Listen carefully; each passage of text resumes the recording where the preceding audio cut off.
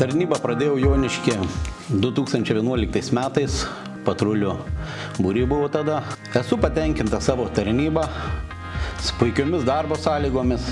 Tarnybos metu dažnai tenka būti kuratorium, padėti jauniems kolegoms įsilieti į kolektyvą, perduoti savo turimas žinias, paskatinti juos dirbti gerai ir tuo labai esu laimingas.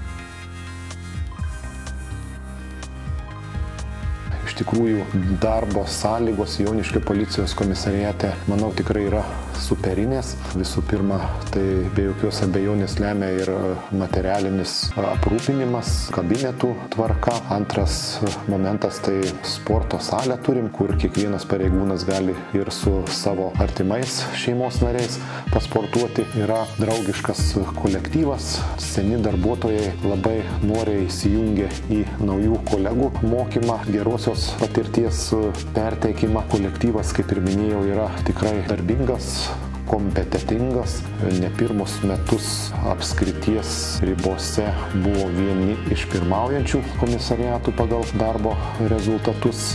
Todėl tikrai su džiugesiu laukiam ateinant naujų kolegų ir džiugu pastebėti, kad per paskutinius keletą metų tikrai įsiliejo ne vienas naujas pareigūnas į mūsų gretas ir paskutinis atėjęs kolega baigęs policijos mokyklą, tai yra Robertas.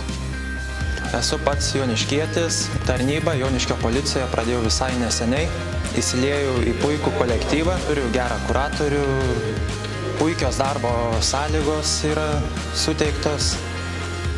Džiaugiuosi dirbdamas Joniškio rajono gyventojų labui. Taigi kviečiu prisijungti naujus komandos narius ir toliau rūpintis Joniškio rajono gyventojų saugumu.